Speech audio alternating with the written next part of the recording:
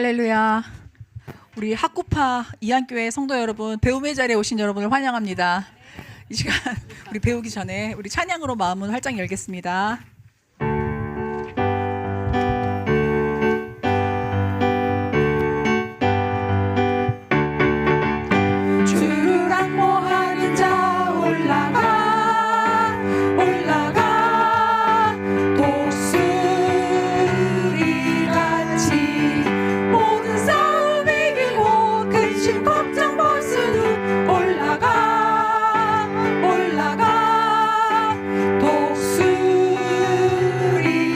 주를 앙모하는 자, 주를 앙모하는 자 올라가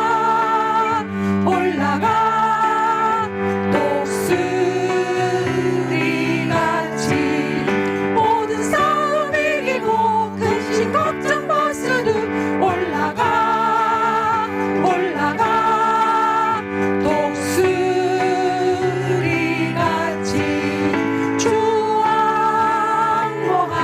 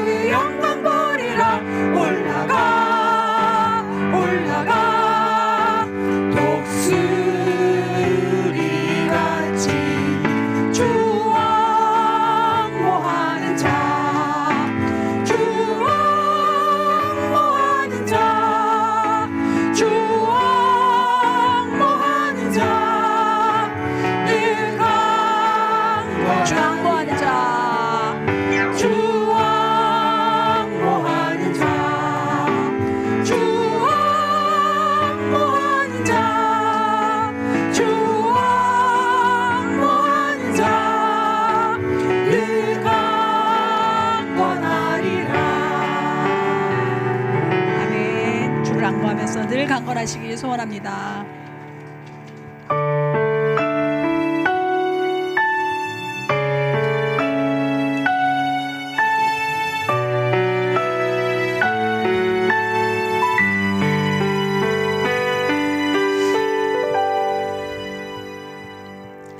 내가 매일 해야 하는 말 주님 감사합니다.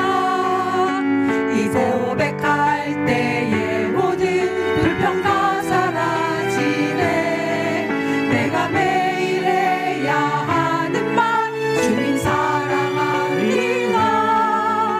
이 고백할 때에 모든 공허함 사라지네. 내가 기억해야 하는 말, 내가 기억해야 하는 것 주 날 사랑하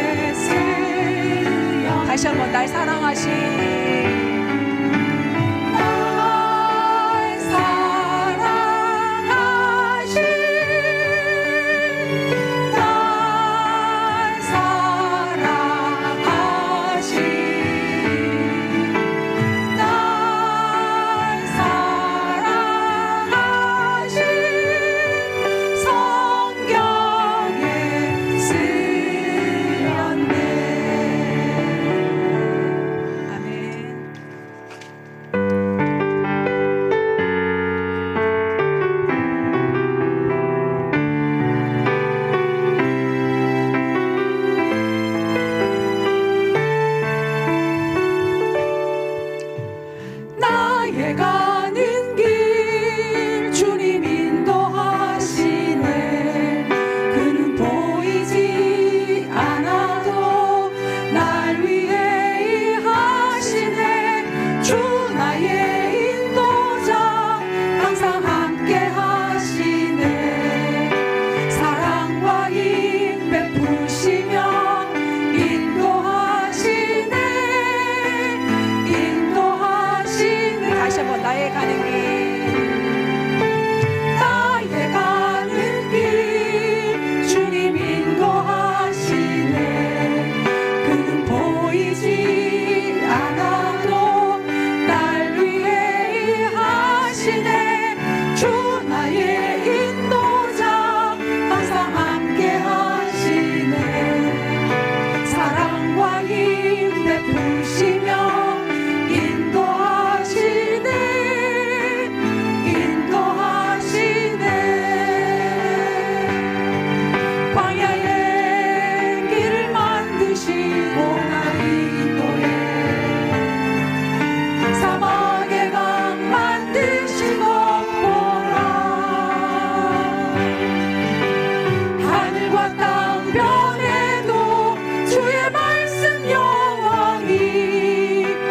삶 속에 새 일을 행하리. 나의 가는 길 주님 인도하시네. 그는 보이지 않아도 날 위해 일하시네. 주 나의 인도자 항상 함께 하시네. 사랑과 힘 베푸시며 인도하시네. 인도하시네.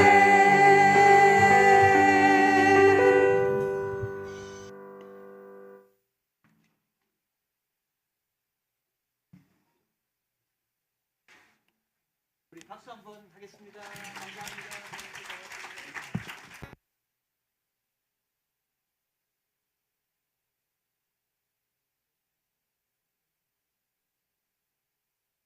기대가 되는 그런 너무 귀한 시간입니다. 여러분 환영하고요. 오늘 너무나도 참 감사하고 또 우리 귀한 강사님 하나님 보내주시고 또 강사님이 또 결단하고 우리를 위해 시간 내주셔서 얼마나 감사한지 모르겠습니다. 오늘 좋은 시간 될 겁니다. 우리 마경수 집사님 우리 작년 겨울 성경학교를 위해서 기도해 주시겠습니다.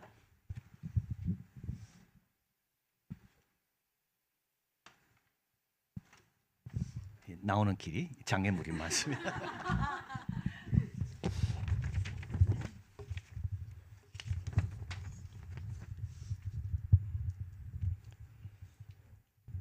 사랑과 은혜가 충만하신 하나님 아버지, 작년 겨울 성경학교로 주님의 전에 우리를 인도하여 말씀과 기도와 찬양할 수 있게 하심에 감사드립니다. 이 시간을 통해 주님께서 우리에게 주시려는 주님의 뜻을 깨우치게 하시며 우리가 변화하는 사회에서 주님의 자녀로 온전하게 살아갈 수 있는 지혜를 얻게 하여 주옵소서. 2025년 한 해를 보내며 주님께서 우리에게 베푸신 은혜에 감사드립니다. 우리의 모든 삶이 주님의 은혜였습니다.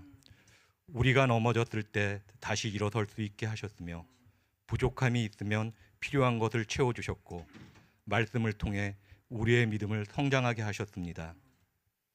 주님이 주신 크신 은혜에도 우리의 믿음이 아직도 연약하여 주님께서 베푸신 이 모든 은혜를 잊고 주님의 뜻대로 살지 못했음을 고백합니다. 기도보다 근심과 염려를 앞세웠고 사랑보다 미움과 무관심했으며 세상의 마음을 더 두었습니다. 주님의 말씀에 순종하지 못하고 주님의 뜻보다 우리의 생각을 앞세웠던 우리의 교만과 불순종을 용서하여 주시고 항상 주님 안에서 주님만을 따르는 삶 살게 하여 주옵소서. 주님, 세상 속에 살아가며 어려움과 고통 가운데 있는 이들이 있습니다.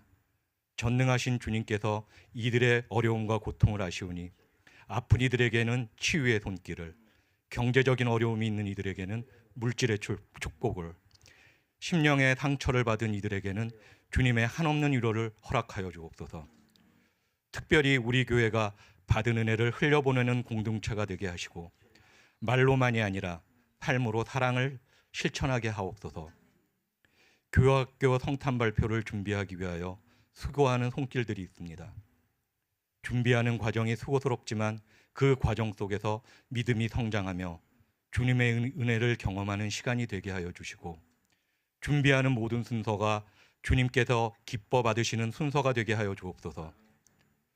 오늘 우리에게 AI 공존사회와 기독교인이라는 주제로 말씀을 전할 김명주 소장님께 성령이 지혜와 능력을 충만히 부어주시어 주님의 뜻만 온전히 선포될 수 있게 하여 주옵소서.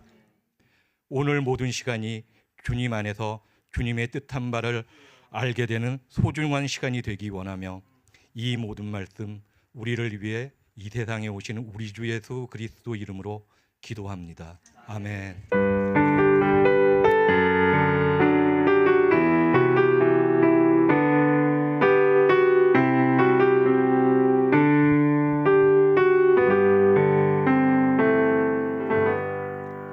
예, 오늘 우리 강의해 주실 우리 김명주 우리 소장님에 간단하게 소개해 드리겠습니다. 서울여자대학교 정보보호학과 이제 교수님이시고요. 지금 현재는 AI 안전연구소 초대 소장으로 계시고 있습니다. 그래서 AI 안전연구소는 AI 안전성을 평가 연구하고 주요국의 AI 안전연구소와 협력하여, 그래서 조금 전에 제가 들어보니까 영국에서 이게 AI 안전연구소가 시작됐는데 지금 선진국 10개국이 다 AI 안전연구소로 같은 이름으로 갖고 있다고 합니다. 국가에서 이제 만든 단체입니다. 그래서 서로 협력하고 또 AI 기술이 가져올 사회적 변화, 윤리적 문제를 연구하고 신뢰할 수 있는 AI 기술 개발을 위한 정책과 규정을 수립하는 기관이 AI 안전연구소입니다. 우리 초대 우리 지금 소장으로 계시고요. 지금 현재 30명의 연구자들이 있고 이제 올해 목표는 내년 목표는 300명까지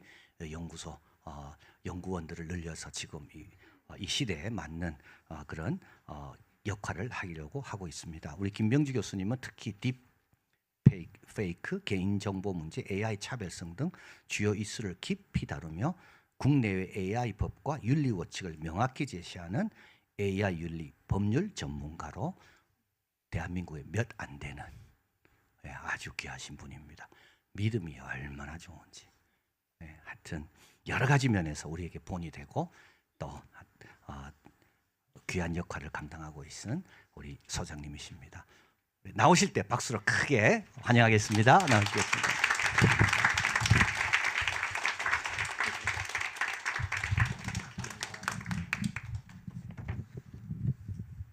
네, 개인적으로 아시는 분도 계셔서 너무 좋은 것 같습니다.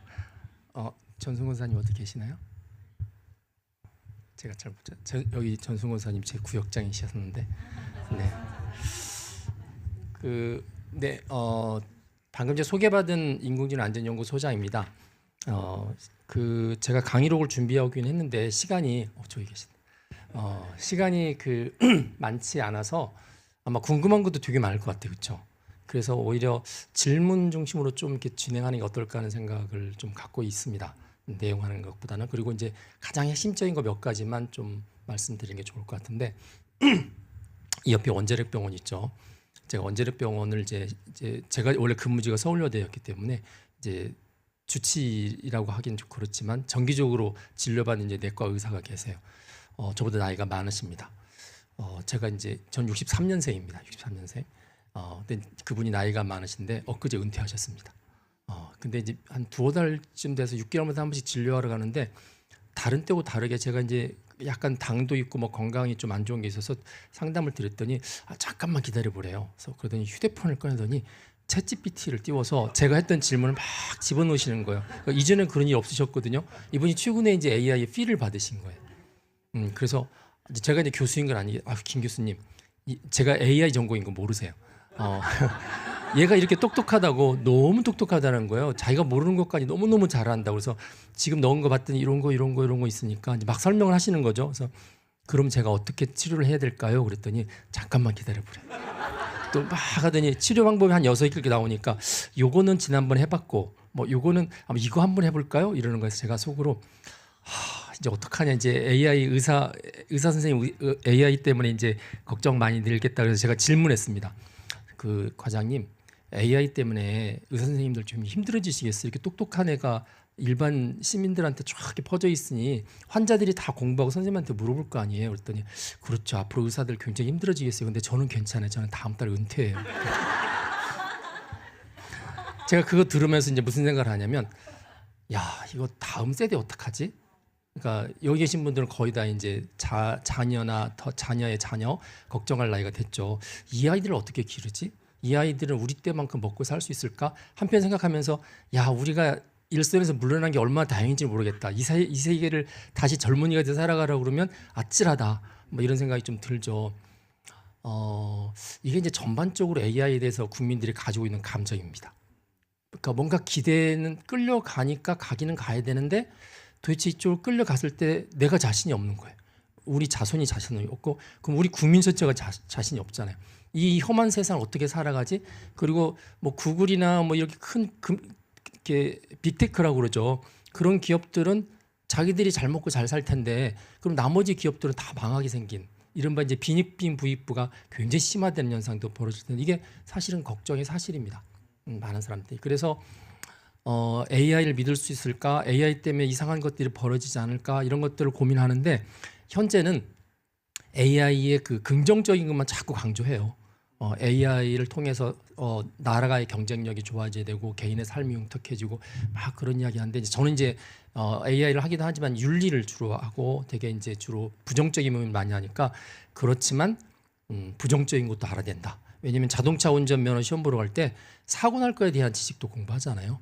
사고 안 나도록 하는 것도 하는 거고 그래서 제가 이제 이런 윤리 강의를 하러 가면서 AI를 쓰지 말자는 게 아닙니다. 제 후배나 이런 사람들이 다 AI 스타트업을 하는데 제가 이제 이런 강의를 하면 찾아와가지고 선배님 제 인생에 왜 태클을 거세요? 그래서 왜 그랬더니 지금 중국하고 경쟁하기도 바빠 죽겠는데 여기에 윤리 뭐 규제 이거 따라오면 우리나라 못 쫓아갑니다.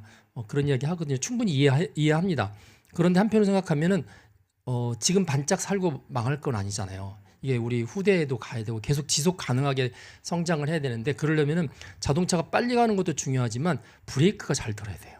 핸들도 잘 들어야 되고 이거를 같이 갖고 가야 지속 가능하기 때문에 처음부터 AI를 쓰면서 무슨 문제가 있을지 어떤 현상이 벌어질지를 한번 고민할 필요가 있다라는 이야기를 이제 드립니다. 그래서 문제가 굉장히 많은데 제가 하나 이제 사례를 좀 들어서 설명을 해보겠습니다. 앞에 좀 스킵을 하고.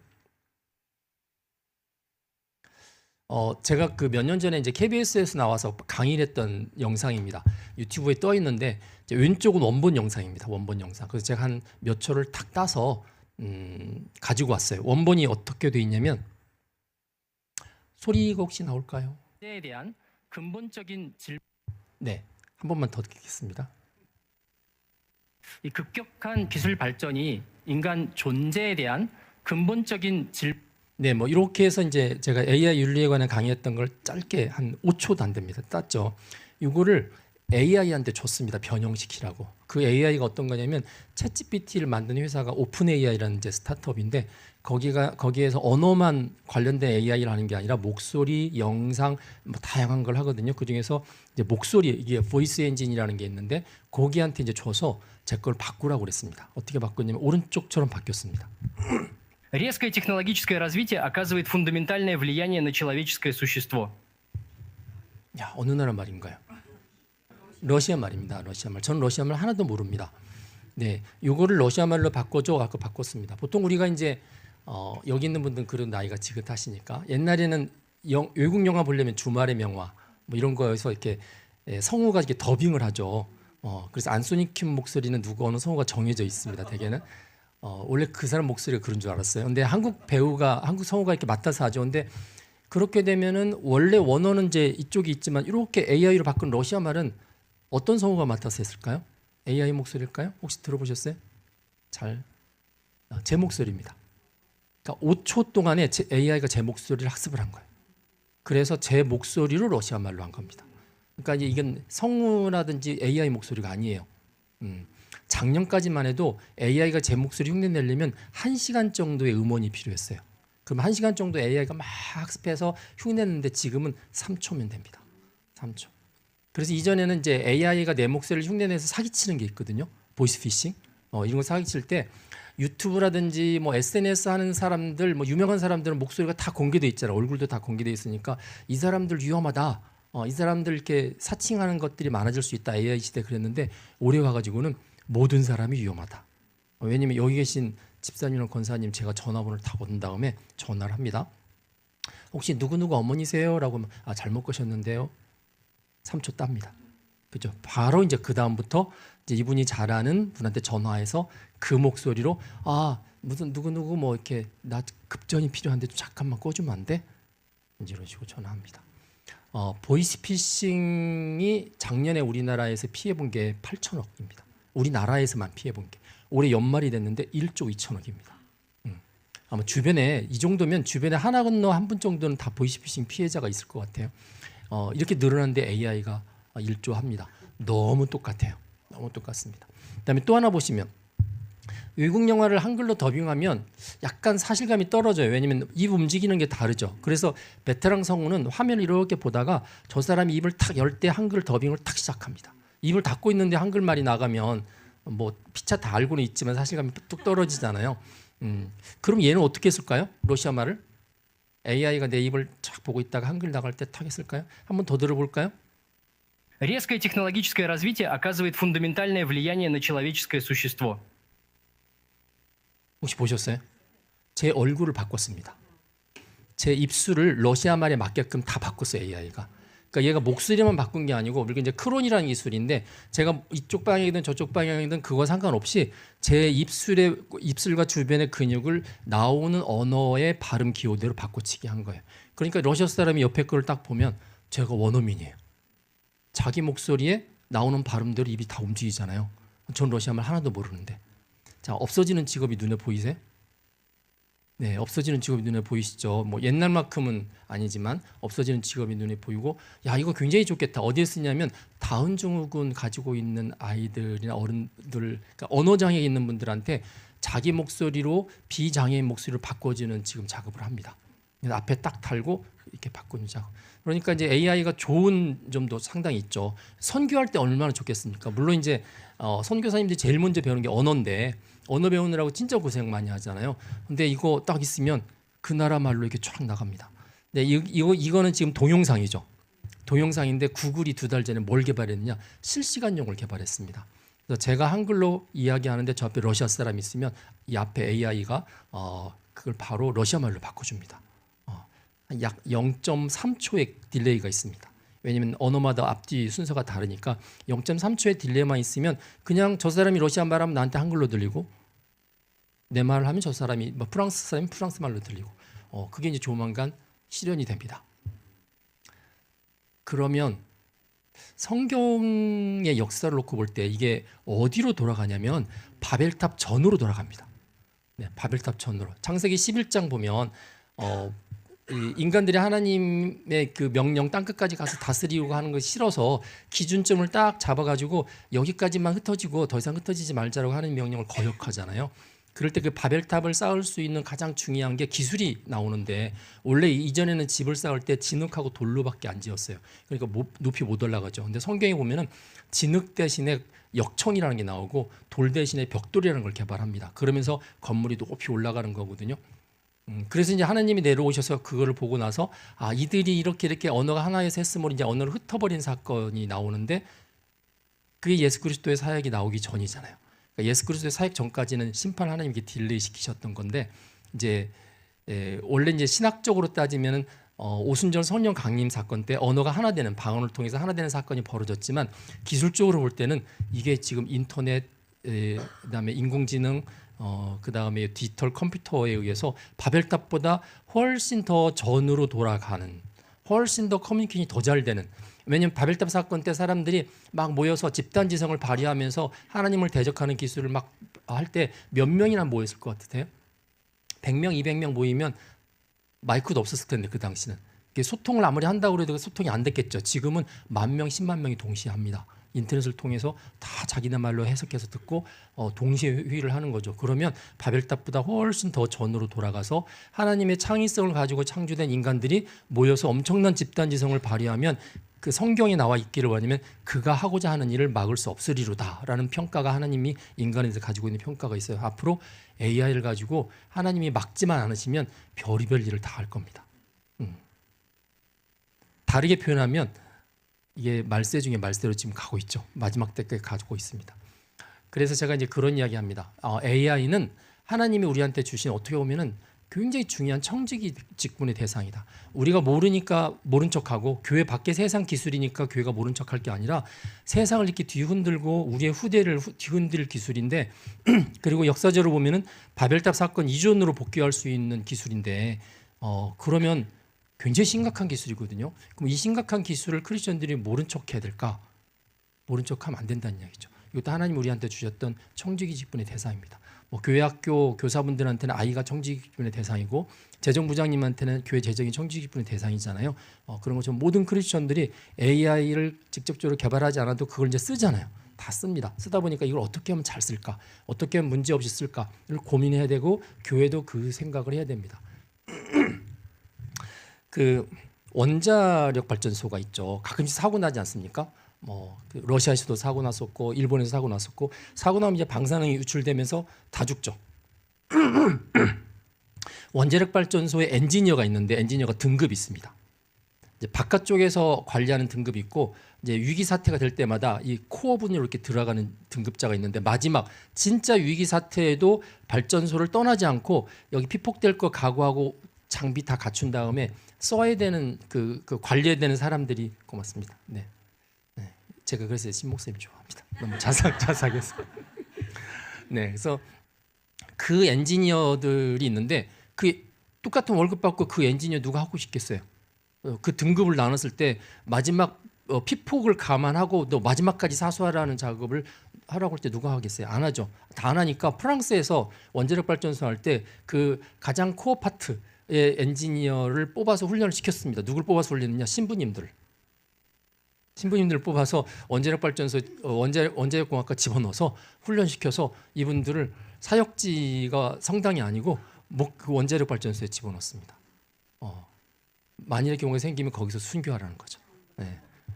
제가 그 이야기를 들으면서 AI의 흐름들을 이렇게 쭉 보니까 잘못하면 신학적으로 이게 정설은 아닙니다. 그냥 제가 바라본 시각이기 때문에 야 김명주라는 사람이 오더니 뭐 바벨탑전으로 복귀했고 지금이 종말이래 뭐 이런 이야기 한다고 할까봐 그러는데 그냥 느낌이 그렇다는 거죠. 신학적으로 정립된 건 아니고 AI나 디지털 기술이 결국은 사람들의 커뮤니케이션을 굉장히 빠르게 해주고 굉장히 빠르게 해주면서 인간에게 생긴 첫 번째 산출물이 지놈 프로젝트입니다. 유전자 지도가 거의 30개 국가가 조각 내서 다 각자 연구한 걸 합하면서 굉장히 큰 지도가 완성이 된 거기 때문에 이게 IT가 없으면 불가능한 이야기예요. 결국 IT 때문에 커뮤니케이션이 벌어지면서 하나님의 창조의 영역까지 과학들이 침범하기 시작하는 거거든요. AI도 똑같은 이야기입니다. 똑같은 이야기. 이제 그런 면에서는 이게 사람들한테 많은 편리한 걸 주겠지만 아까처럼 AI 기술이 없었으면 힘들게 살았던 사람들이 AI 기술을 통해서 굉장히 행복하게 살 수 있는 굉장히 좋은 기술도 되고요. 업무 효율도 굉장히 좋아질 수 있지만 반면에 어두운 면이 있습니다. 어둡고 그 어두운 면이 굉장히 더 심각할 수도 있어요. 그 심각한 걸 누군가 깨닫고 말하고 그렇게 가면 안 된다고 말하는 사람들이 있어야 되는데 그게 이제 아까 원자력 발전소의 코어 엔지니어입니다. AI도 코어 엔지니어가 필요한 거예요. 그래서 이 AI에 대해서 가장 잘 알면서도 그거를 이제 기술적으로만 잘하는 게 어떤 경우는 정책, 법, 규제 이런 것들도 AI에 대해서 굉장히 깊이 관여하는 사람들이 필요하죠. 왜냐하면 거기에서 정책 잘못 정하고 법 잘못 정하면 사람들의 삶이 다 바뀌잖아요.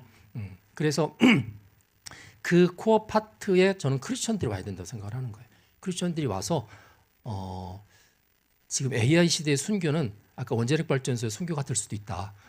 그래서 그 세상에 흘러가는 것과 역류하는 반대되는 가치관을 가지고 이게 기술적으로 가능하지만 이게 실제로 구현되면 안 된다라든지 이거는 막아야 된다라든지 그런 이야기를 할 수 있는 사람들이 필요한 시대가 오히려 더 되고 있고 이제 그런 극단적인 케이스도 존재하지만 그렇지 않은 일상의 경우도 어떻게 하면 이 AI가 많은 사람들한테 도움을 주고 유익함을 주고 더불어서 살 수 있는 데 필요한 도구가 될까를 고민하는 사람들이 더 많아져야 된다는 이야기죠. 그런 면에서는 AI가 크리스천들에게 있어서 굉장히 중요한 청지직분의 대상이고 기도해야 되고 그리고 여러분들의 자녀들이나 후손들을 그쪽에 이렇게 집어넣어서 온갖 분야 AI가 다 쓰인다고 하니까 그런 부분들을 가장 잘 알면서도 가장 잘 주도할 수 있는 사람들로 키워야 된다라는 말씀을 드리고 제 강의는 여기서 끝나는 것 같은데 느낌에 네, 한 가지만 제가 조금 더 질문을 주로 받도록 하겠습니다.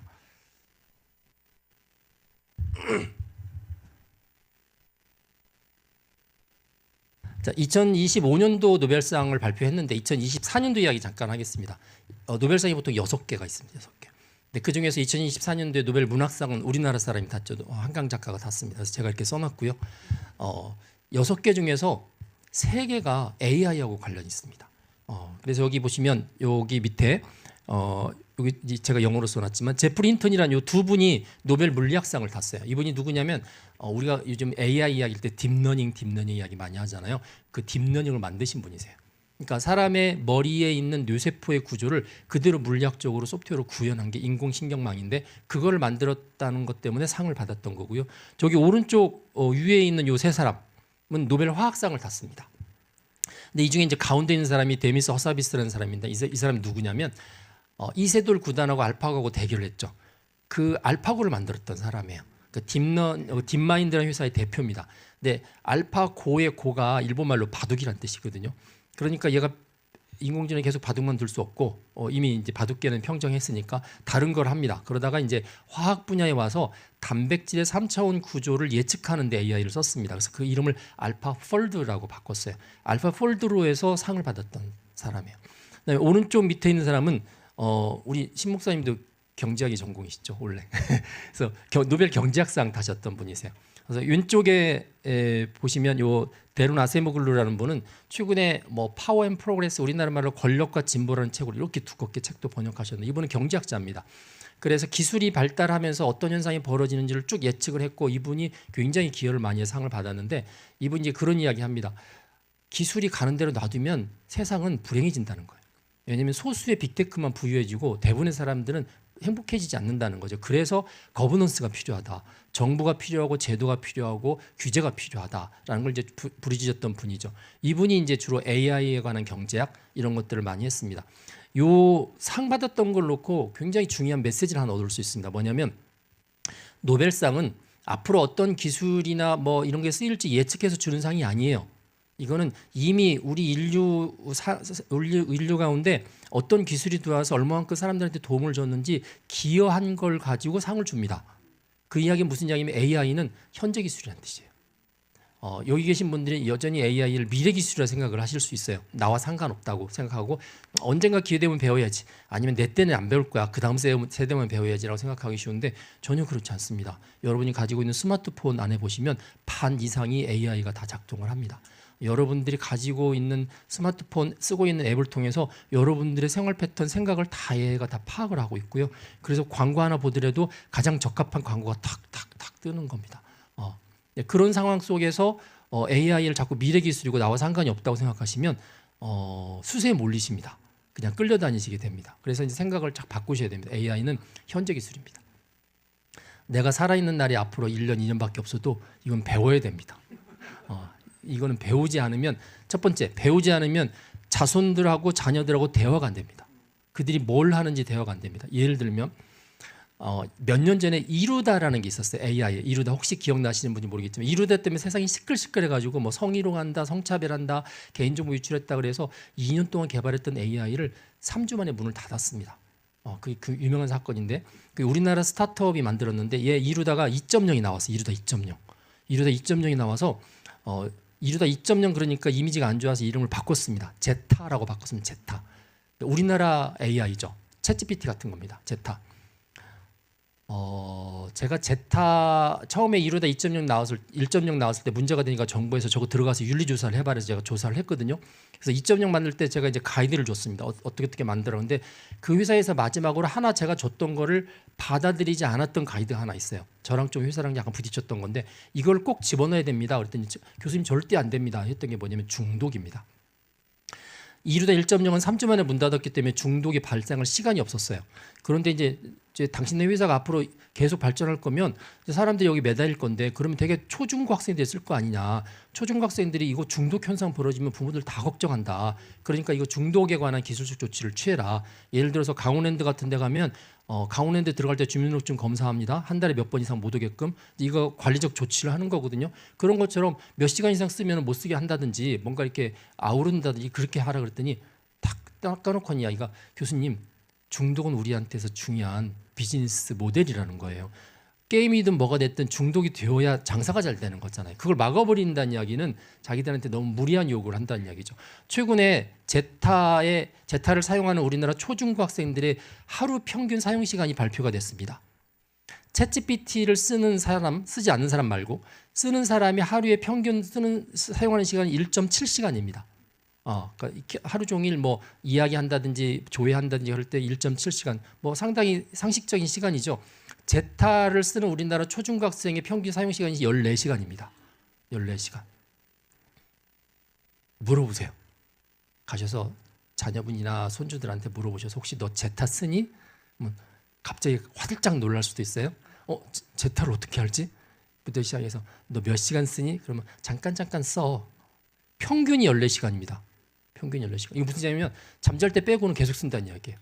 그냥 켜놓고 이야기하면서도 계속 켜놓고 이야기하고 이건 챗GPT와 거의 비슷한 역할도 하기 때문에 물어보는 것도 얘한테 물어보고 그냥 데리고서 합니다.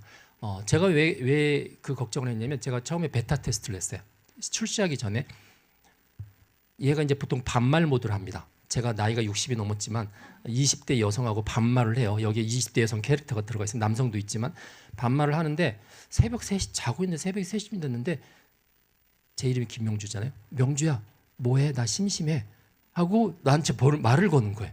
새벽 3시 잠이 갑자기 막 머리가 쭉 뺏어면서 이게 뭐지? 새벽에 어떤 아가씨 목소리가 들리는데 내 이름을 친근하게 불리면서 대화를 하자는 거네.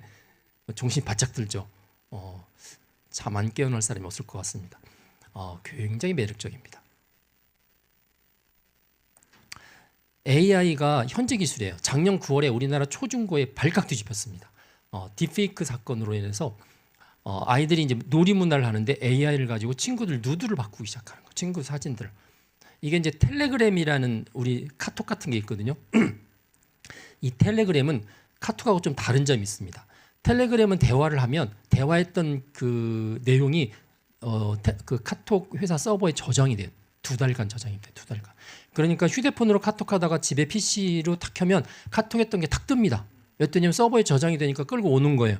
텔레그램은 저장을 안 해줍니다. 텔레그램 당사자의 휴대폰과 휴대폰에밖에 저장이 안 돼 있어요. 그러니까 범죄 쓰기 너무 좋은 거예요. 증거를 잡을 수가 없어요. 그래서 옛날에 N번방 사건 때 그 사실이 알려지면서 수많은 사람들이 카톡에서 텔레그램으로 이사 갔습니다. 이사 간 대부분의 사람들이 정치인들입니다. 국회의원들이 다 이사 갔습니다. 왜냐하면 나중에 무슨 수사받을 때 증거가 하나도 없기 때문에 그걸 아이들이 압니다. 알아서 텔레그램의 계정을 열어서 그 텔레그램에 이제 오픈 채팅방 같은 데 들어가면 그런 게 있습니다. 친구를 초대하면 사이버 머니를 줄게. 그럼 우리나라 돈은 한 200~300원 하는 거거든요. 200~300원 줍니다. 그럼 이렇게 일종의 이제 토큰이 하나 생깁니다. 그 토큰과 뭘 하냐면 사진을 바꿔치울 수 있는 AI 서비스권을 줍니다. 그 AI가 뭐냐면 누드로 바꿔주는 거예요. 누드로. 그러면 처음에는 연예인 사진을 딱 가지고 와서 친구를 초청 못하면 자기가 200원 내면 됩니다. 200원 내면 토큰이 생겨서 200원 갖다 쓰면 되는데 아이들이 200원이 없겠어요? 그런데 그것보다는 친구 초청하는 게 훨씬 낫겠죠. 친구 초청하면 막 쌓입니다. 그럼 쌓인 것 가지고 할 수 있는 게 누드로 바꾸는 것밖에 없어요. AI로. 그러면 이제 연예인 거 사진 가져다가 누드로 바꾸죠. 친구 거 SNS에서 가져다 바꾸죠.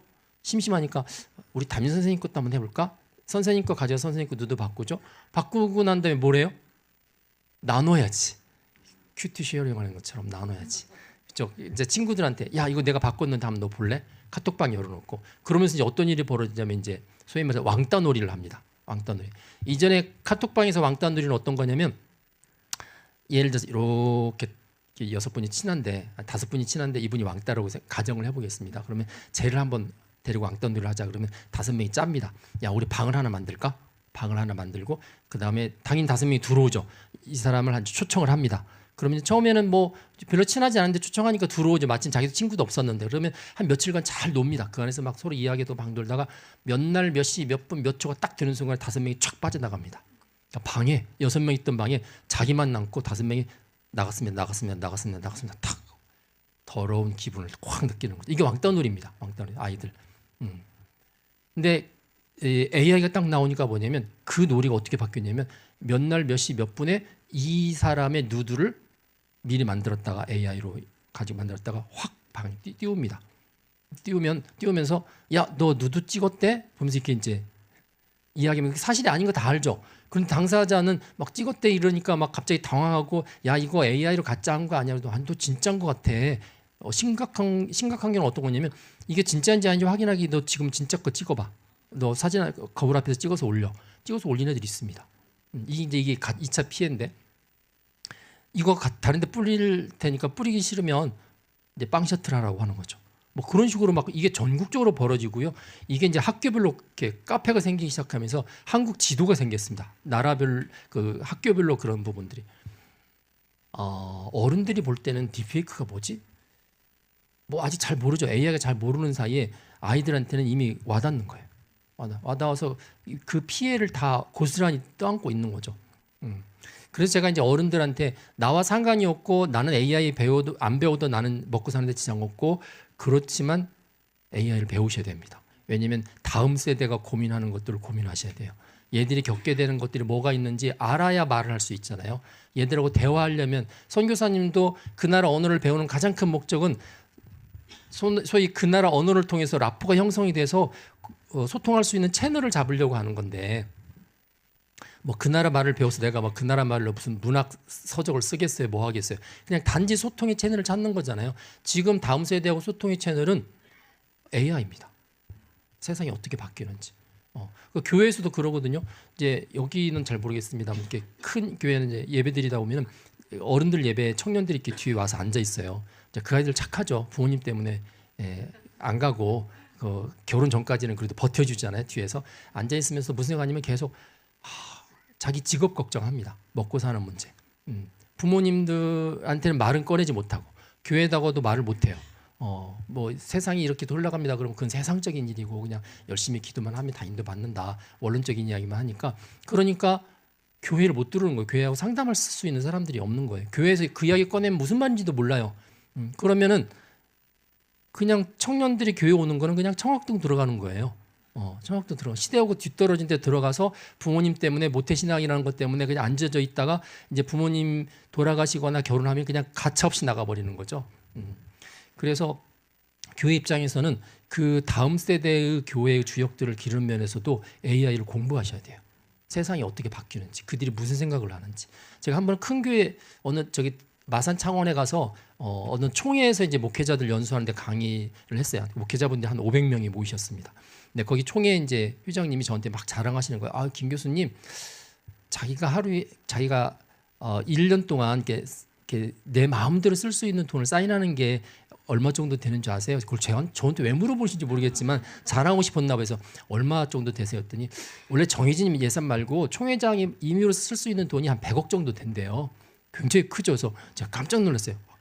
그래, 그러면 그 총회장님 그러면 100억 중에서 한 20%만 청년 구제에 쓰시면 안 될까요? 그랬더니 청년들한테 구제할 게 뭐가 있냐? 청년들이 다 잘 먹고 잘 사는데. 그래서 그게 아니고 청년들은 저 교회 뒤에 앉아서 취업할 때도 못 찾고 있고 세상 돌아가고 있는데 교회하고 상담도 못 하고 그러다가 떠돌고 있는데 국가에서 그 청년들을 위해서 창업 자금을 지원해 주는데 5천에서 1억 정도 주는데 너무나 힘들고 전 벅찹니다. 그런데 교회에서 한 20억 정도, 총회에서 20억 정도에서 1,000만 원, 뭐 2천만 원 또 큰 돈이니까 5천만 원 1억씩 한 20개, 30개만 좀 회사를 만들게 도와주세요. 그리고 그 돈은 잊어버리세요. 구제비니까 잊어버리세요. 갚을 생각 뭐 다시 되돌려달라고 하지 마세요. 그랬더니 알겠다고 그런데 안 하시더라고요.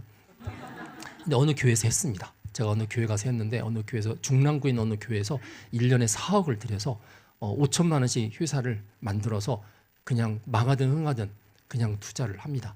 이제 그리고 그 교회의 어른들 있잖아요. 이분들이 되게 다 회사 경험들이 있으신 분들이 많고 인맥들이 많으시니까 이 청년들의 컨설턴트를 해요.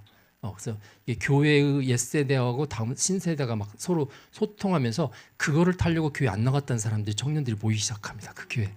그게 얼마 이상 나와야만 지원 자격이 되니까 뭐 물질로 유혹하는 것 같은 느낌이 들지만 어차피 트렌드는 트렌드니까 이제 그러니까 교회가 관심을 가지면 요즘 젊은 사람들이 무슨 생각하고 무슨 고민하는지를 알 수가 있어요. 그러면 그들의 필요를 교회가 직접 채워줘야 되거든요. 구제비 많은 헌금들 구제비에 쓰는데 막상 청년 구제는 그렇게 고민 안 하세요. 근데 청년들은 구제 대상입니다. 어떻게 보면은 지금 부모님들이 가장 잘 사는 세대예요. 가장 성공했고 이 다음 세대는 이게 이제 많은 유산을 물려받지 않으면 진짜 힘든 세대거든요. 그래서 우리 청년들의 한 50%는 나한테 기회가 주어지면 대한민국 국적 버리겠다 그럽니다. 기회만 주어진다면. 이 청년들한테 조국, 그 정치인 조국이 아니고요. 아버지 할아버지가 살았던 조국이 너희한테 해준 거를 잘 생각해서 그래도 조국에 대한 의무감을 가져야 되는 거 아니야 그러면 이렇게 째려봅니다. 조국이 우리한테 해준 게 뭐가 있는데. 다 우리한테 가난만 주고 문제만 다 만들어줬는데 라고 생각하고 있습니다. 말만 안 하고 있지. 이제 그들의 사이버 공동체에서는 그런 이야기 굉장히 많이 하거든요. 그러니까 교회를 청년들이 생각할 때는 그나마 부모님이 교회 권사님이고 장로님이고 집사님이니까 참고 있지 그렇지 않은 청년들이 교회를 바라볼 때는 정말 적대적인 단체입니다. 그리고 굉장히 심각한 문제거든요. 그래서 이제 트렌드들을 공부하면서 그들이 뭘 필요하는지 하기 위해서라도 배워야 되고 그들의 기도 제목을 공감하기 위해서라도 언어적인 측면에서 공감대를 위해서라도 배워야 됩니다. 20분 남았네요. 제가 이 이야기를 왜 했냐면 이분들이 이제 노벨상을 타니까 글로벌 오피니언 리더가 되잖아요. 말 한마디 하면 신문에 납니다. 자, 제프 린턴이 이런 이야기했습니다. 인류는 AI 때문에 굉장히 큰 혜택을 받을 거다. 왜냐하면 AI 속에 모든 지식이 다 들어와 있기 때문에. 그런데 얘가 부작용과 역기능이 있는데 그 부작용과 역기능을 해결하기 위해서 받은 혜택의 2배를 쏟아야 된다. 이거 손해나는 장사죠. 근데 문제는 뭐냐면 혜택을 받는 사람 따로 있고 부작용과 역기능을 위해서 투자하는 사람이 따로 있다는 거예요. 혜택을 받는 사람들은 빅테크 기업이라든지 AI 하는 사람만 받는 거고 그 다음에 나머지 이 부작용과 역기능을 위해서 쏟아붓는 건 국민 세금이에요. 국민 세금이고 정부고 사회단체고 시민단체들이 하는 거죠. 그러니까 이게 오히려 빈익빈 부익부를 더 부추기는 현상이 벌어져서 제프 린턴이 이 사람이 딥러닝의 아버지잖아요. 최근에 무슨 이야기냐면 내가 딥러닝 만든 걸 후회한다라고 했어요. 이게 딱 2년 전, 3년 전에 오펜하이머라는 영화가 있었습니다. 그렇죠? 오펜하이머. 원자폭탄을 만들었던 연구소장이 2차 세계대전을 종식시키기 위해서 빨리 원자폭탄을 만들어야 된다 그래서 원자폭탄을 만들어서 히로시마하고 나가사키 터뜨렸는데 그 참상을 보고 나서 내가 진짜 못할 짓을 했다. 그래서 그 다음부터 이 사람이 원자폭탄 다음이 수소폭탄인데 막 반대했던 거군요. 똑같은 이야기입니다. 이분이 AI가 이렇게까지 발전하면서 이런 부작용을 일으킬지는 본인은 딥러닝만 연구를 한 건데 딥러닝이 그렇게 사용이 될 줄은 몰랐다. 그러면서 이분이 최근에 굉장히 이렇게 컨트롤 못하는 AI 만들면 안 된다라는 이야기를 많이 하고 있고요. 자, 아까 말했던 알파고, 알파폴드 만들었던 분이 그런 이야기합니다. 사람들은 AI 때문에 직업 없어지는 거 걱정하는데 그거는 아직은 조금 더 시기적으로 이른 걱정이고 지금 당장 걱정해야 되는 건 AI 속에 숨겨져 있는 엄청난 지식이 나쁜 사람들에 의해서 사용되는 거다. 그거를 걱정을 해야 된다라는 이야기를 했습니다. 그다음에 이 데론 아세모글루는 무슨 이야기를 했냐면 이제 미국 경제 이야기합니다. 사람들이 AI 때문에 직업이 없어진다고 그러는데 내가 볼 때 지금 AI 기술 수준 가지고는 앞으로 10년 동안 미국 내에서 5%의 직업도 AI로 대체되지 않을 것 같다. 미국 GDP의 10% 정도도 AI가 기여하지 않을 것 같다라는 부정적인 이야기를 했어요. 이유는 뭐냐면 이 밑에 신뢰성 때문에 지금 AI 못 믿겠다는 거예요. 못 믿겠다. 제가 이제 못 믿겠다는 이야기 잠깐만 하면 이제 거의 끝날 것 같습니다. 왜 못 믿겠다고 하느냐? 자, 챗GPT는 앞에 챗이 채팅입니다. 채팅. GPT하고 채팅하는 프로그램이에요. 그러니까 저 뒤에 사람으로 치면 GPT라는 사람이 있고 걔가 이제 언어가 다르니까 채팅할 수 있도록 이렇게 저랑 맞춰주는 거죠. 그 챗GPT입니다. 그래서 밑에 있는 그 기본 모델, 파운데이션 모델을 GPT라고 하는데 3년 전에 챗GPT가 오픈될 때의 그 GPT 버전이 있습니다. 소프트웨어니까 버전이 있죠. 3.5에 3.5. 3.5라는 이야기 앞에 3이 있고 2가 있고 1이 있다는 이야기잖아요. 그래서 제가 역사를 잠깐 봤습니다.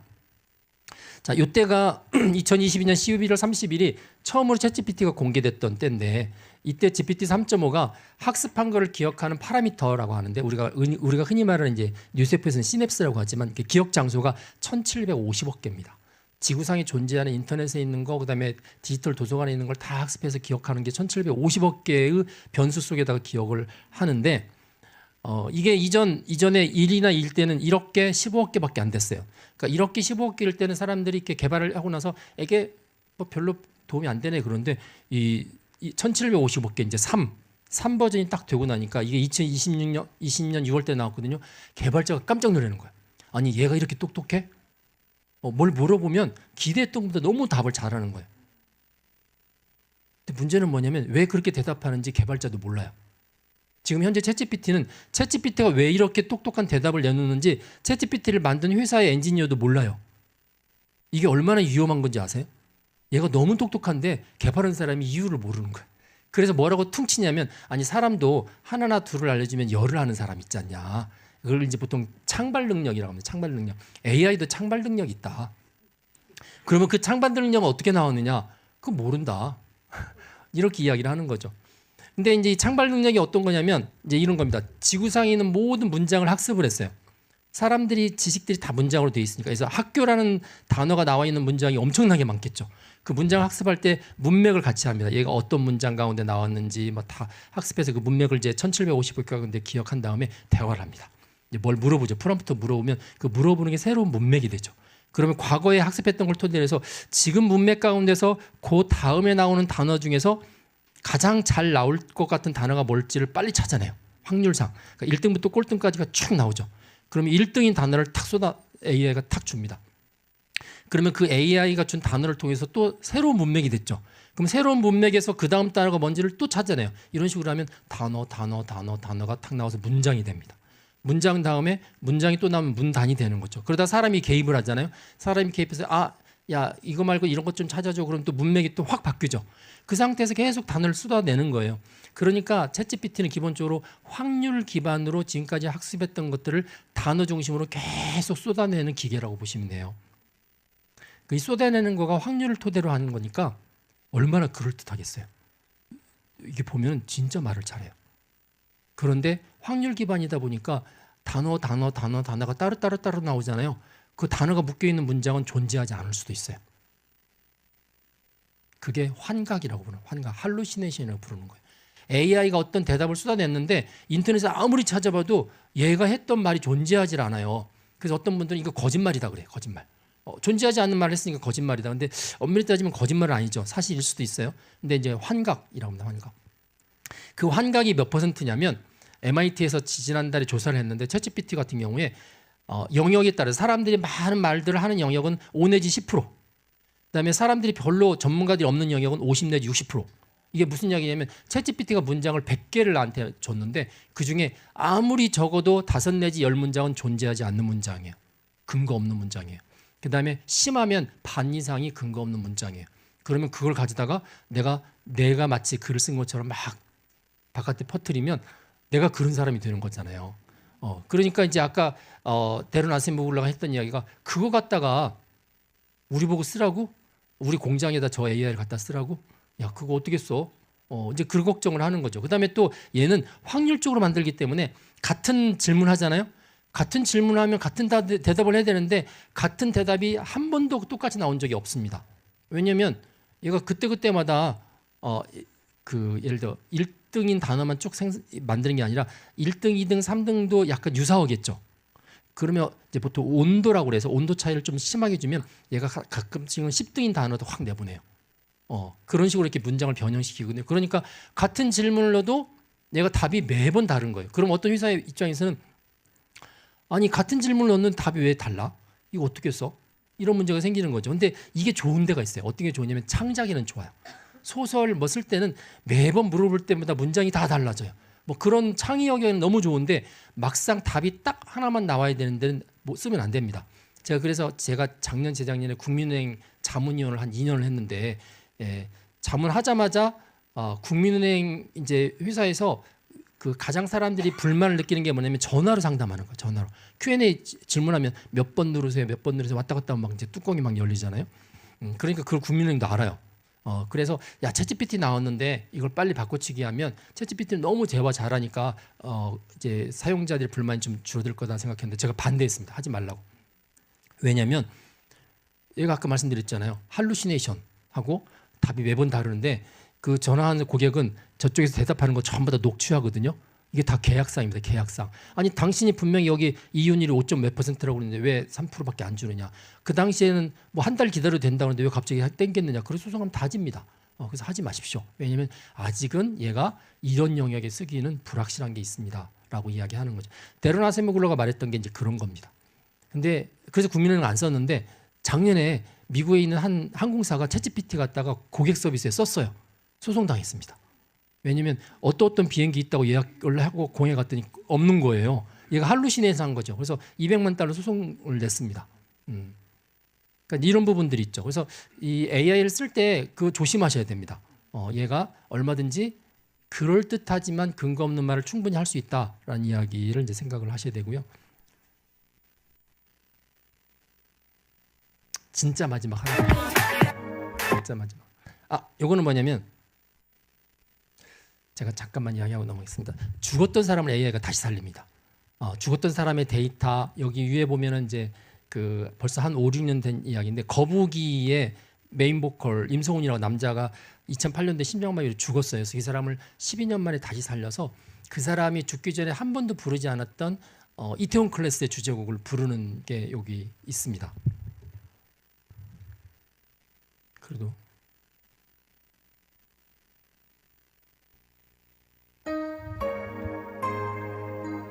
딱 한 30초만 듣겠습니다.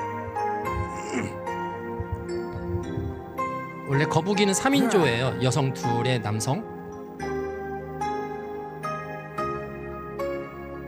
코로나 때 이제 관객들이 온라인으로 붙었고요. 생방송했습니다.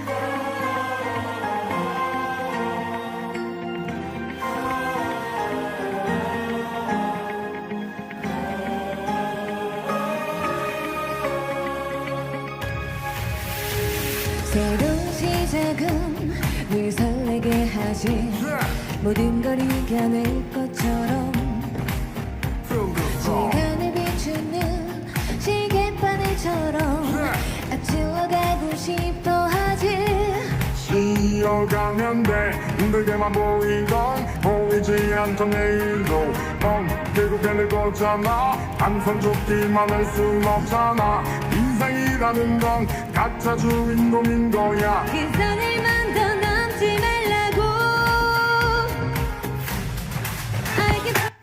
여기까지만 듣겠습니다. 제가 수업 시간에 이거 4분짜리인데 자르면 교수님 수업을 자르지 왜 음악을 잘라요? 그런데 자를 수밖에 없네요. 임성훈 씨는 죽기 전에 이태원 클래스 드라마 볼 리가 없죠. 이태원 클래스 2020년에 나왔으니까. AI가 가수를 부활시켜서 그 사람의 장르의 새로운 노래를 부르게 합니다. 그러면 거북이 팬클럽이 아직도 있습니다. 그래서 유튜브에 들어가서 옛날 노래 자꾸 보는데 이제 비슷한 노래가 새로 나오면 자기가 돈 주고 사겠죠. 그러면 SM이나 이런 데 나오는 이제 요즘 연습생들은 죽은 사람하고 경쟁해야 돼요. 그러니까 이 AI가 앞으로 살아있는 자가 죽은 자랑 경쟁하는 시대를 열어줍니다. 그다음에 또 사람이 아닌데 가상의 인간들이 나와서 아까 제가 잠깐 신한은행 광고 잠깐 스치고 지나갔는데 존재하지 않는 사람들이 존재하죠. 걔들이 직업 활동을 하잖아요. 그러니까 다음 세대는 존재하지도 않는 인간하고 존재를 경쟁을 해야 돼요. 얼마나 힘들어지겠어요. 힘들어지죠. 그래서 이제 그런 게 꼭 상업용으로 나가는 게 아니라 지금 제가 여기 밑에 네 분 목사님도 보여주고 위에 연예인도 보여줬는데 조윤규 목사님, 한경지 목사님 이분들도 챗GPT에다가 저분들의 설교와 동영상들을 학습시켜서 위에 탁 띄우면 진짜 조윤규 목사님과 같은 챗봇이 생깁니다. 이분한테 어떤 주제를 이야기하면 조윤규 목사님 스타일의 설교를 만들어냅니다. 그리고 조윤규 목사님의 목소리로 설교를 합니다. 그러면 조윤규 목사님이 그리운 교인들은 그분이 설교하는 사이트에 들어가서 새로운 설교를 계속 들을 수가 있는 거죠. 그러면 이제 뭐냐면 우리 젊은 목회자분들은 돌아가신 목회자하고 경쟁해야 됩니다. 자, 오드리 헵번을 여기 이 제임스 딘을 살려내서 지금 영화를 찍고 있는데 뭐 그것과는 괜찮아요. 근데 오드리 헵번을 살려내서 포르노를 찍고 있습니다. 자, 이제 이게 뭐 심각하죠. 죽은 사람을 살려냈을 때 그게 그 사람한테 사후 명예훼손이 될 수도 있습니다. 돈을 벌 수 있죠. 그럼 그 돈은 당사자는 죽었는데 누가 가져가나요? 유족이 가져가나요? 박수홍은 자기 어머니하고 형을 상대로 소송 걸었어요. 박수홍이 죽은 다음에 형하고 어머니가 다시 박수홍을 부활시켜서 돈을 벌면 박수홍은 다시 죽었어도 또 소송 걸 거예요. 그러니까 이거는 쉬운 문제가 아니에요. 세상을 바꿉니다. 현재 기술이 됐고요. 여러분들보다 젊은이들한테는 너무 많이 밀고 들어왔고 일본에는 와이프봇이라고 팝니다. 아예 한 1,000만 원 정도 하고 중국에도 지하지하라고 팔고 있고요. 중국은 우리나라를 최대의 고객으로 지금 생각해서 준비를 하고 있습니다. 옛날에는 경부고속도로에 뚫리기 전에는 그냥 지역끼리 결혼했죠. 저 산 넘어 밤나무집 뭐 딸 이렇게 했는데 경부고속도로에 뚫리고 나니까 이제 지역색이 좀 흩어졌죠. 그래서 경상도 어머니가 옛날에는 당연히 자기 집 며느리가 경상도 출신이라고 생각했겠는데 어느 순간부터 전라도 충청도가 들어오기 시작합니다. 조금 더 시간이 지나니까 자기 집 며느리가 한국 사람이 아니에요. 지금 우리나라가 한 5.3%가 외국인입니다. 그래서 우리나라는 단일 민족이란 말을 못 하게 돼 있어요, 법적으로. 인권 차별이 되기 때문에 우리도 다민족 국가로 분류가 됩니다.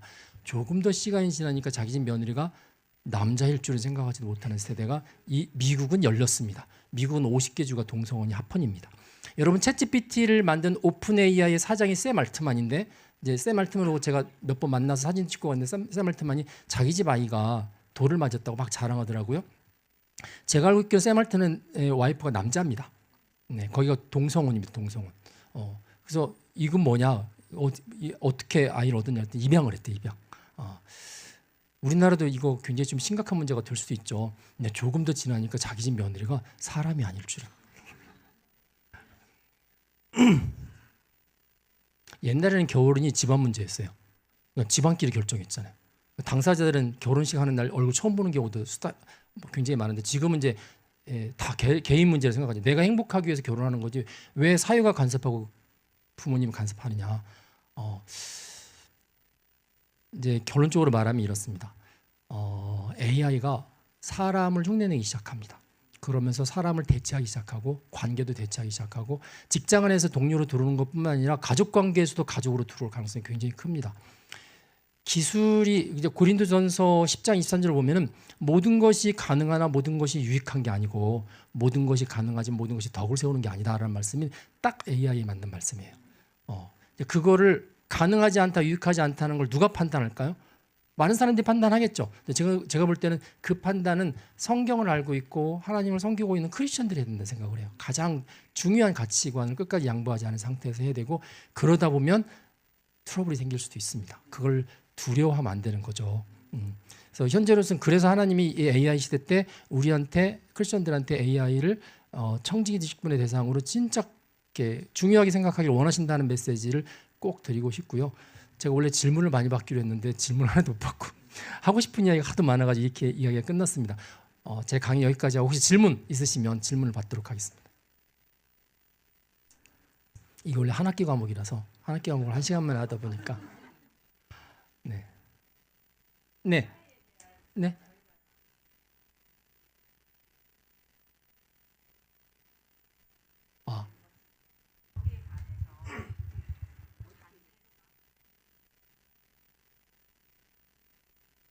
보이스피싱 같은 거요?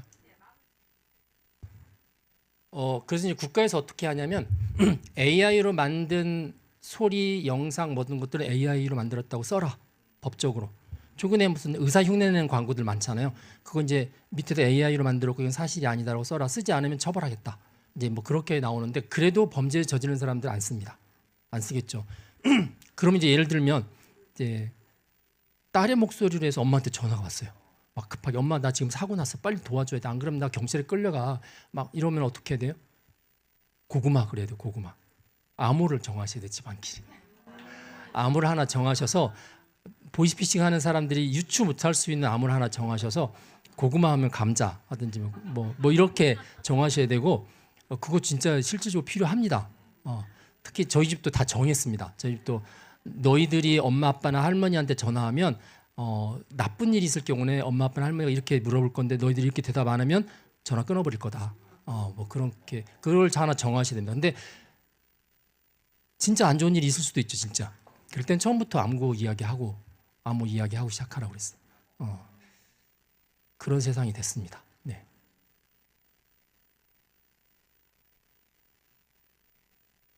지금 이제 전화 같은 경우에는 그 금융감독원에서 보이스피싱 뭐 검찰청입니다 이렇게 했던 사람들의 목소리가 녹취돼 있거든요. 그걸 AI로 학습시켜서 그 목소리를 탁 뜨면 바로 보이스피싱이라고 탁 떠주는 프로그램을 가동하고 있는데 이 사람들의 목소리를 계속 바꿉니다. 레파토리를 계속 바꾸니까 이게 창과 방패의 싸움이 계속 이어지고 있고 AI로 인한 범죄는 또 AI로 지금 잡으려고 열심히 노력을 하고 있습니다. 네. 네. 네. 네. 추가할 때 저는 반찬이나 뭐 이런 건 줄 알았는데, 네, 네, 네. 녀석이 그 저희한테 와서 인사를 드린다고 왔을 때, 전화하기 전에 네. AI 전공한다 그래갖고 아주 기분 좋게 생각해요. 네. 얘가 유망할 것이다. 네. 근데 결혼시키고 나서 다시 듣는 소식이 AI 전공자들이 앞으로 AI가 심화되면 될수록 직업을 잃을 것이다. 이런 얘기가 들리고 어떻게 돼요? 천국과 지옥을 왔다 갔다 하셨네요. 따님을 볼모로 잡고. 저희 집 큰아이가 AI 전공입니다. AI 박사를 이번에 받고요. 둘째 아이도 컴퓨터인데 걔는 이제 AI는 아니지만 전망이 없으면 안 시켰겠죠. 네. 그리고 그 직업의 위기는 AI 전공자만 있는 게 아니라 다른 데도 다 있습니다. 그리고 또 하나는 AI가 아직 아까 말씀드렸잖아요. 할루시네이션도 하고 취약하기도 하고 믿을 수 없어요.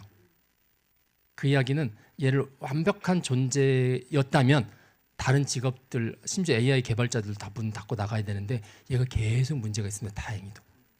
그 문제가 있기 때문에 사람들 생각할 때 이제 AI 쓰면 되지 프로그램에 다 자르고 AI 쓰면 되지 휴게소 다 자르고 그러는데 그리고 소수만 남기는데 그 소수도 언젠가는 은퇴할 거 아니에요. 은퇴하면 이제 새로운 사람을 쓰겠죠. 그럼 이제 대학에서 졸업한 사람 쓸 텐데 대학도 회사가 저렇게 쓰니까 우리도 AI 쓴 사람들만 기르자고 막 기르면 얘들은 AI에 대한 비판력이 사라진 애들이 옵니다.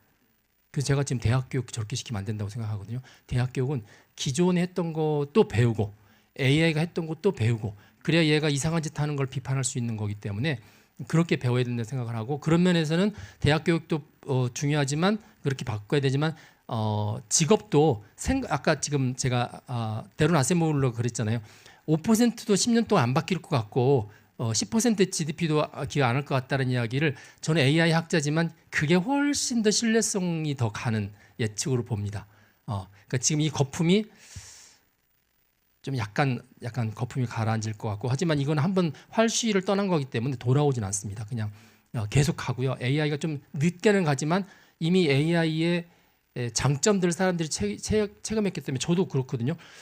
요즘에 AI 쓰면서 야 옛날에 AI 없이 어떻게 살았지? 막 이런 생각이 들 정도니까 얘는 돌아가질 않아요. 계속 갑니다. 다만 이제 계속 문제가 생길 겁니다. 계속 문제가 생겨서 안전연구소가 계속 국회에 불려가서 당신은 도대체 무슨 짓을 하는 거야? 막 뭐 하고 있어? 맨날 제가 불려가서 이제 이렇게 머리 조아리고 있을 날이 아마 조만간 올 것 같은데 그거는 다르게 표현하면 기대만큼 사람들을 교체하는 작업이 빠르지 않을 거다. 그 사이에서도 충분히 생각하고 자기 할 일을 할 수 있는 기회가 남아 있을 거다라고 생각을 하시고 사회를 좀 따뜻하게 대해주시면 네. 네.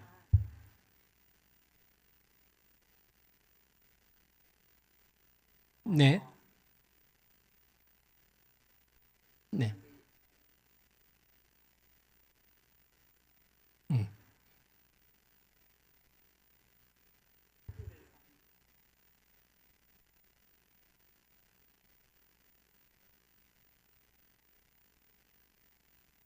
네. 지금도 바둑 기원에서 다 AI하고 보통 두실 거예요 아마. AI 도입해서 많이 쓰니까. 이게 이제 약간 나라마다 좀 차이가 있는데 서양 장기의 체스라는 게 있습니다. 체스가 옛날에 IBM에서 그 딥블루라는 AI를 만들어서 체스만 훈련을 시켰어요. 그래가지고 러시아에 그 체스 챔피언이 있습니다. 둘이 대결을 했습니다. 3번 대결했는데 AI가 2번 이기고 러시아 챔피언이 1번 이기니까 결국 AI한테 졌죠. 그러니까 사람들이 야 AI도 못 이기는 체스 둬서 뭐해? 그래서 전 세계 체스 산업이 다 망해버렸습니다. 그래서 이제 이세돌하고 그거 할 때 제가 무슨 말이냐면 야 우리나라 중국, 일본, 한국이 바둑 망하겠다. 왜냐면 이세돌이 5번 더 가지고 4번 졌잖아요. 근데 안 망했죠. 이게 이제 분위기가 굉장히 묘합니다. 알파고가 그 뒤에 이제 그 다음에는 커제라고 중국 챔프하고 졌는데 그런 챔프하고 졌던 전체가 69게임입니다. 69게임 중에서 68승을 AI가 있고 1패가 이세돌한테 하다 보니까 이세돌이 대단한 사람인 거예요. 유일하게 AI를 한 판 이겼던 사람이잖아요. 그러니까 광고에도 나오고 요즘 막 나오지 않아요? 그리고 이제 바둑은 체스하고 좀 분위기가 한국, 일본, 중국이 다른 것 같아요. 그들만의 세계가 있고 꼭 AI하고 대결하는 게 아니라 그들 속에서도 일종의 생태계가 형성되어 있기 때문에 지금처럼 뭐 위에서 어떤 역할을 하는 것들은 바둑에 대한 선호한 부분들이 사라지지 않는 이상은 계속 지속되지 않을까 저는 그렇게 생각을 합니다.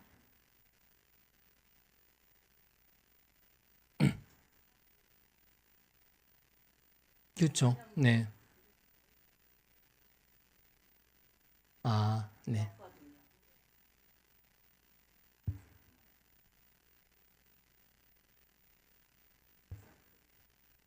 그게 이제 기존의 바둑은 이제 정석이라는 게 있잖아요. 배우잖아요. 그러니까 계속 잘 두는 것들을 이어받아서 계속 늘리면서 배우는데 AI는 그 정석을 무시하고 둡니다. 무시하고 두니까 전혀 다른 수가 나오는 거고 그러니까 배우지 못했던 수에 대해서 프로들도 당황했던 케이스가 있어서 근데 이게 또 반복되면 또 그게 또 정석에 들어오겠죠. 그렇게 해서 사람이 두지 못했던 것들 때문에 아마 사람들을 이길 수 있었다는 생각이 들고 그러다음에 AI에게 두다 보면은 아마 다른 형태의 바둑 두는 것들이 계속 나오기 시작할 것 같습니다. 네. 네. 네, 저 뒤에 계시.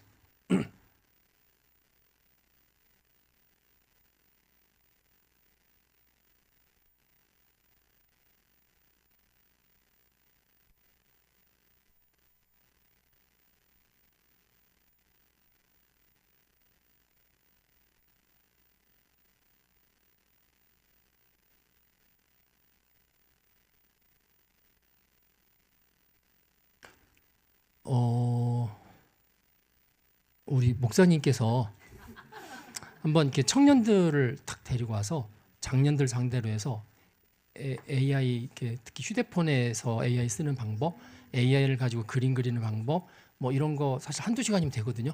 네, 그렇게 한번 강의를 한번 해주시고 개인 튜터를 한번 이렇게 붙여주시면 청년들을 이렇게 좋을 것 같습니다. 사실 한 1시간도 안 걸립니다. 한 30분이면 챗GPT 같은 경우는 그러니까 이러면 됩니다.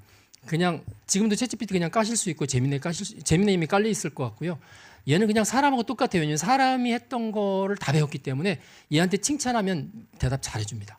막 야단치면 야단도 그냥 치지 않고 막 협박하잖아요. 그럼 진짜 대답 잘해요.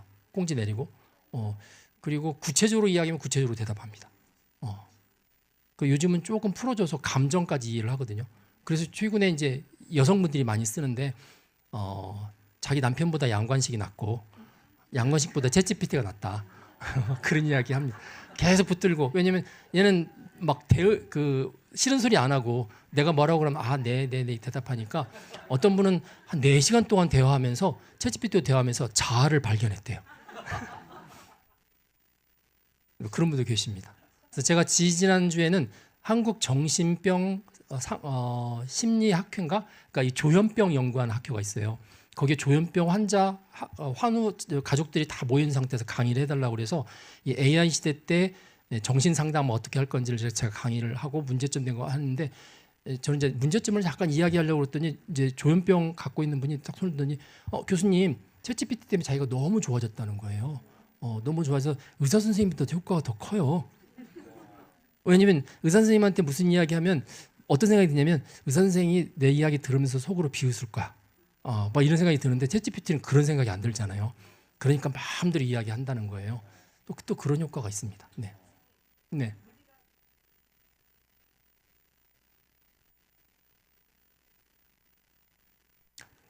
그냥 챗GPT 쓰시면 됩니다. 무료 버전 있습니다. 챗GPT 무료 버전도 있고 제미나이도 있고 다 무료 버전도 있고요. 우리나라의 리튼 네? 안 내시면 되죠. 네, 네. 그리고 저도 3년째 돈을 내고 쓰고 있는데 29,000원 내고 쓰고 있거든요. 원래 지금 그게 200불 한 달에 200불짜리도 있고 2,000불짜리도 있어요. 29,000원 내고 써도 괜찮습니다. 29,000원이면 스타벅스 커피를 한 5-6잔을 마시는 거잖아요. 그러니까 하루 뭐 커피를 한 5-6잔을 줄였다고 생각을 하고 그거 이상의 효과를 얻을 수 있기 때문에 네, 괜찮습니다. 네. 네, 저기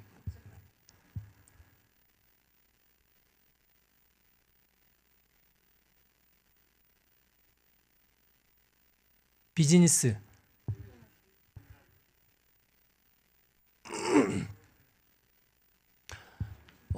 흔히 이제 그 비즈니스 윤리 때문에 비즈니스 발목을 잡는다는 게 많이 있는데 국가도 지금 그 고민해요.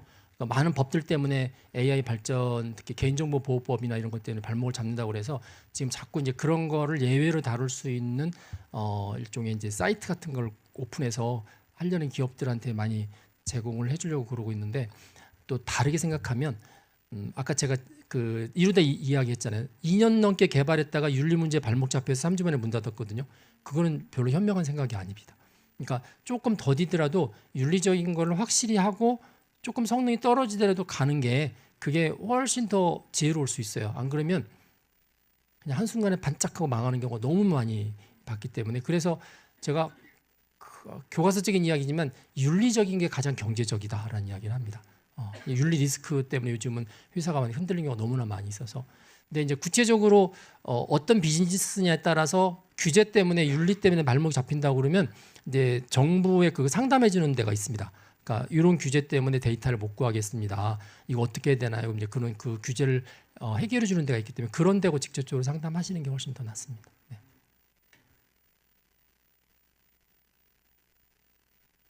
네, 마지막. 네. 네. 네.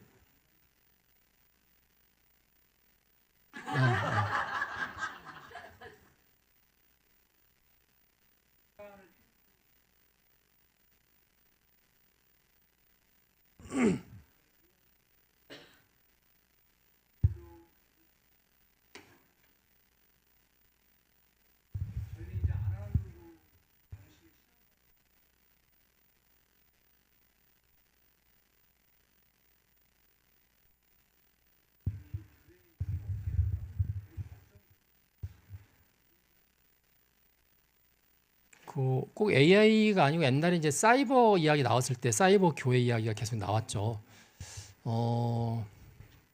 물론 이제 그 사이버 공간에서의 커뮤니티도 커뮤니티가 맞고요. 뭐 전혀 보지 않은 사람들도 SNS 통해서 친해지는 경우가 있기 때문에 그게 뭐 문제가 있다고 생각하지는 않는데 근데 이제 제가 그런 생각을 합니다. 제가 뒤에 강의 전혀 못했던 것 중에 하나가 다음 세대에 대한 교육 이야기가 나오거든요. 직업이 막 빨리 바뀌잖아요. 빨리 바뀌는 상황에서는 얘들한테 어떤 기술을 알려주는 게 아니라 어떤 직업에든지 잘 적응할 수 있는 기본 역량을 가르쳐 주는 게 대단히 중요해요. 그래서 유엔이나 유네스코나 이런 데서 역량 교육이라는 이야기를 해요. 그러니까 물고기보다 물고기 잡는 법을 알려줘야 되는데 그 역량 중에서 한 7개 제가 강의 자료를 드렸는데 혹시 필요하시면 교인분들한테 공유해 주셔도 됩니다. 7개 역량이 있는데 그 역량의 대부분이 뭐냐면 공동체예요. 그러니까 챗GPT 하나를 가지고 700명이 3년 동안 개발을 했거든요. 그러면 자기가 맡은 거에 대한 책임을 다해야 되고 그다음에 다른 사람이 맡은 거를 잘 파악하면서 소통을 잘해야 돼요. 이 소통이 안 되면 700명이 하나의 프로를 못 잡니다. 그러다 보니까 어떤 이야기를 하냐면 공동체 기반의 책임감 있고 협력 잘하는 사람을 원하는 거예요. 물론 거기에 자기 실력도 있어야 되겠지만 실력 없는데 뽑을 수는 없고요. 그러니까 이제 제가 그런 이야기합니다. 앞으로 그리고 이제 또 변화가 하도 빠르니까 변화에 빨리 적응할 수 있어야 되고 그 다음에 이제 지금은 국적을 떠나서 같이 협업을 하잖아요. 글로벌 역량을 길러야 되고 여러 가지 쭉 따지니까 이런 인재가 누가 있을까 봤더니 제일 적합한 사람이 선교사 자녀예요. 선교사 자녀는 그냥 엄청난 변화에 노출되고 엄청난 다문화에 노출되고 그러면서 스스로 공부하고 스스로 살아나가는 데 적합하니까 그래서 어떤 분들은 도안이면 뭐다 이러는데 성공하면 대박이고 아니면 힘들다. 근데 이게 목회자 자녀도 비슷합니다. 목회자 자녀도 이렇게 옮겨 다니면 똑같은 현상이 벌어지는 거죠. 근데 아이들을 너무 온실에 넣어서 키우고 모든 걸 다 해주고 좋은 장소만 데려가고 그럴 게 아니라 아이들이 스스로 뭔가를 해야 되고 할 수 있도록 해야 되고 교회 공동체 안에서 지금 형제가 한둘밖에 없잖아요. 옛날처럼 4명 5명이 아니니까 이게 서로 부딪히면서 양보할 거 양보하고 갈등도 겪으면서 이게 진짜 앞으로 살아가는 데 필요하거든요. 그걸 할 수 있는 데가 교회입니다. 그건 사이버상에서 힘들어요. 만나야 돼요. 그래서 진짜 다음 세대의 아이들한테 리더로서 기르려면 교회도 프로그램 좀 바꿔야 됩니다. 공동체 기반, 그다음에 비전 트립, 다문화에 노출되는 거, 뭐 이런 것들, 그다음에 큐티 같은 것도 자꾸 자기 생각하게끔. 내가 성경 구절을 보고 내가 적용하면서 내 생각을 이야기하고 그 생각을 다른 사람이랑 교류하면서 조절하는 능력, 이게 대단히 중요한 사회거든요. 그거를 가장 잘할 수 있는 게 학교가 아니에요. 학교는 갈등 생기면 안 됩니다. 바로 학폭에 올라가기 때문에 갈등은 최소화시키려고 하는데 교회는 갈등이 있어도 자기들끼리 해결할 수 있도록 놔주고 다문화에게 노출도 시켜주고 막 그런 것들을 많이 할 수가 있는 데이기 때문에 그렇게 되면 제가 볼 때는 교회가 다음 세대의 인재를 기르는 데 있어서는 가장 적합한 데라고 생각을 하고 그 전제 조건은 교회는 오프라인 공동체라는 거예요. 온라인 공동체가 아니고 온라인이 줄 수 없는 엄청난 게 있습니다. 그래서 코로나 3년 동안에 교회가 엄청나게 시달렸지만 코로나 3년이 딱 끝나고 나서 성당은 오프라인 예배 다 없애버렸습니다. 근데 교회는 지금 계속 풀어놨잖아요. 제가 볼 때는 캐톨릭처럼 해야 된다는 생각을 하는데 이 코로나 끝났는데 왜 사이버 행위를 계속 하느냐, 이 좋은 장점을 놔두고. 또 하나가 이제 성찬인데 성찬은 사이버에서 어떻게 합니까? 못하죠. 그래서 저는 성찬식을 좀 자주 하는 교회가 됐으면 좋겠다 하는 생각. 1년에 부활절 한번, 성찬식 한번 하는 게 아니라 모일 때마다 떡을 떼는 것들을 좀 자주 해서 이게 우리가 하나고 한 공동체고 그런 것들을 더 많이 하면은 그거로 인한 부분들이 사이버 예배가 커버 못하는 부분이기 때문에 그러지 않을까 하는 생각을 하고 있습니다. 개인적인 의견입니다. 네. 아유, 너무 감사합니다. 고맙습니다.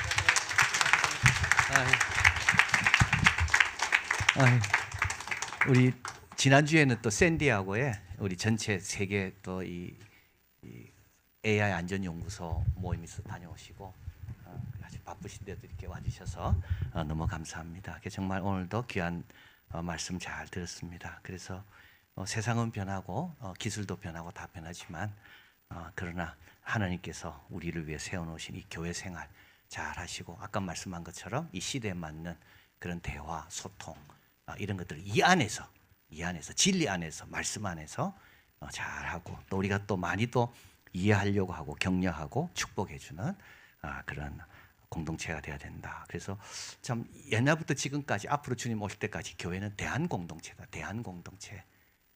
그래서 사회가 막 흘러갈 때 이때 교회가 중심을 잡아주는 대한 공동체가 여전히 교회의 역할이구나를 잘 알았습니다. 우리 김명주 소장님 우리 나라를 위해서 크게 쓰임 받도록 계속 한 번 더 박수로 우리 경배하겠습니다.